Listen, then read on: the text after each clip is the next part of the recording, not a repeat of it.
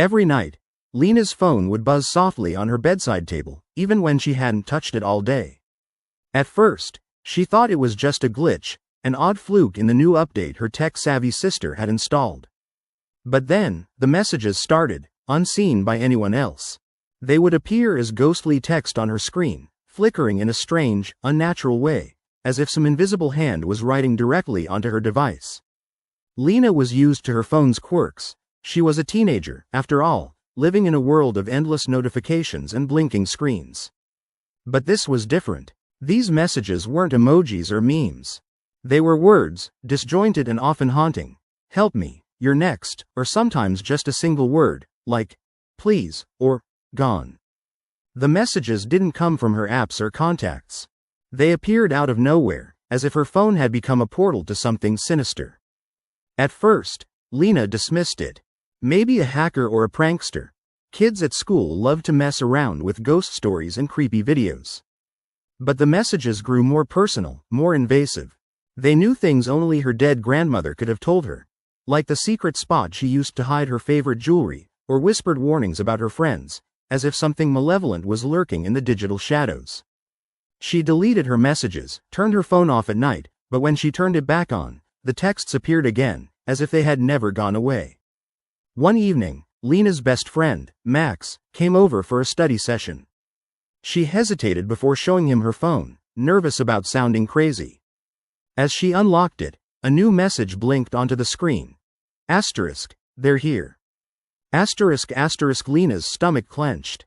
Max's eyes widened in disbelief, but he brushed it off, joking that maybe her phone was haunted.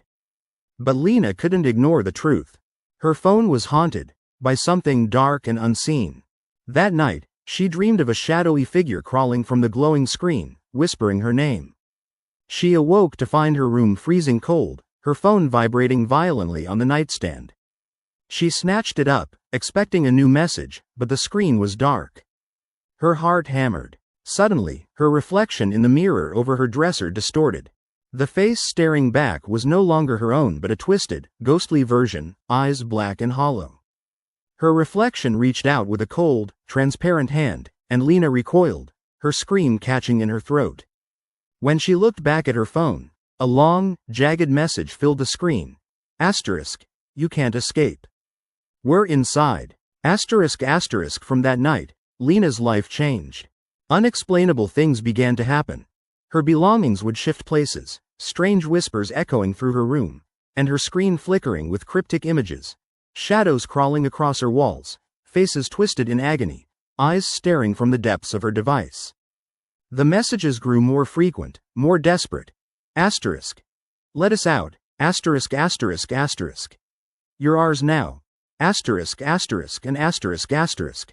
Join us. Asterisk asterisk. Terrified, Lena tried to erase her phone's data, format it completely. But the ghostly texts persisted, even after a full reset. Her device had become a cursed vessel, a gateway for whatever malevolent spirit or digital demon had taken residence within it. It seemed to feed on her fear, growing stronger with each passing night. Desperate for answers, Lena researched haunted technology online, discovering dozens of stories of devices possessed by restless spirits or malicious code. Her Google searches led her to an old forum, one that warned about the digital veil, a sinister phenomenon where spirits could hide within electronic devices, haunted by their own pain and anger, seeking to trap others. Then she saw it. A warning not to ignore the signs, or the spirits would drag the living into their dark world. Her phone was no longer a device, it had become a trap. One night, Lena decided to confront her digital tormentor. She sat in her dark room, clutching her phone like a talisman, willing to do what it took to end this nightmare. The screen flickered violently, then went black.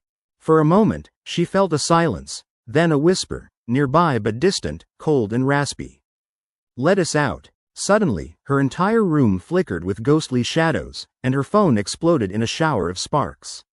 Lena threw it across the room, heart pounding. When she looked back, the device was dead, its screen shattered, from within emanating a faint, rotten smell. But the whispers didn't stop. They faded into a haunting silence. Yet Lena knew better. Deep down, she knew the spirit, or whatever had haunted her device, had not been fully banished. It had only been silenced for now. The haunted technology was just the beginning. From that day forward, Lena avoided screens when she could. Her phone rarely turned on, and when it did, she refused to look at its screen. But sometimes, late at night, she could swear she saw a faint glow beneath the shattered glass, and the faint whisper of a voice, calling her to come closer. She wondered if, someday, the spirit would find a way back through another device, another digital conduit, hiding once more within the cold, flickering darkness of haunted technology.